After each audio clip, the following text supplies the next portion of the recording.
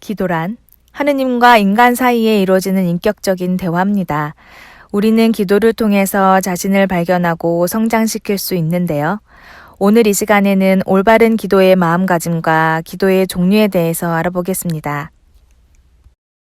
기도를 할 때는 먼저 하느님께 최대한 존경의 표시를 해야 합니다. 하느님은 절대자시고 인간은 한없이 부족한 상대적인 존재인데요. 이렇게 절대자에게 존경의 마음을 갖는 것을 흠숭이라고 하죠.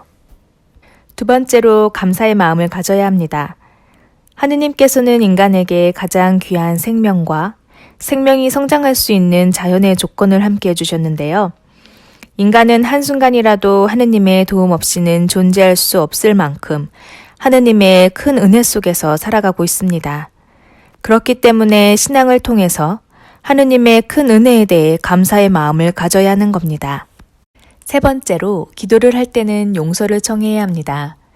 사람들은 보통 일이 잘 되면 자신의 능력으로 생각하고 잘못되면 하느님을 원망하는데요.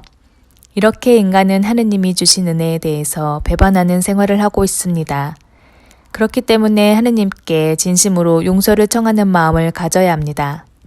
마지막으로 인간은 약하고 무능한 존재이기 때문에 하느님의 은혜 없이는 아무것도 할 수 없다는 청원의 마음을 가져야 합니다.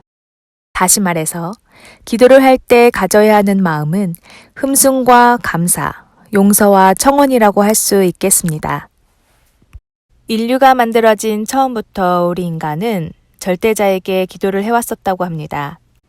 원시 종교에서도 맹세나 제물봉헌과 같은 여러 가지 기도 형태들을 볼 수가 있는데요. 자, 그럼 이번에는 기도에는 어떤 종류가 있는지 알아볼까요?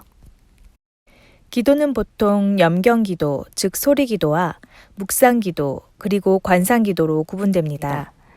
먼저 염경기도는 기도서에 쓰여진 내용에 따라서 소리내어 바치는 기도를 뜻하는데요. 예수님께서 제자들에게 주님의 기도를 가르쳐 주신 데서 유래됐다고 하죠. 염경기도에는 묵주기도를 비롯해 아침기도와 저녁기도 등이 있습니다.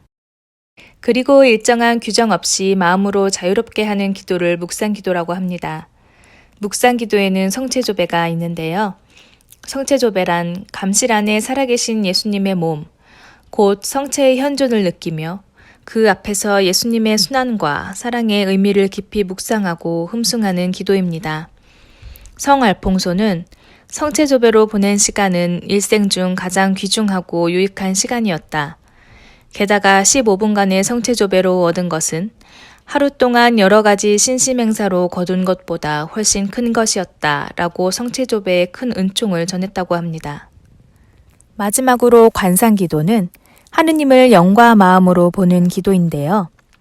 기도문도 사용하지 않고 생각도 정지시키고 하느님께 신앙의 눈길을 고정시켜 하느님의 말씀을 경청하고 말없이 우리 사랑을 나타내는 기도입니다.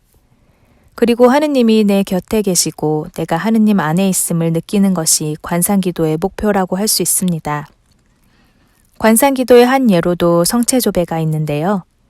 성체 앞에서 묵상을 하다 보면 성령께서 이끄시는 대로 성체에 현존하고 계신 예수님께 나를 온전히 맡기고 사랑을 느끼며 예수님과 대화를 나누고 일치하는 관상기도에 이르게 됩니다.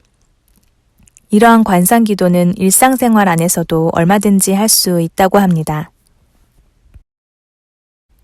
여러분은 지금까지 자신의 잘못은 생각하지 않고 하느님의 은혜만을 구하는 이기적인 기도를 하지는 않으셨나요?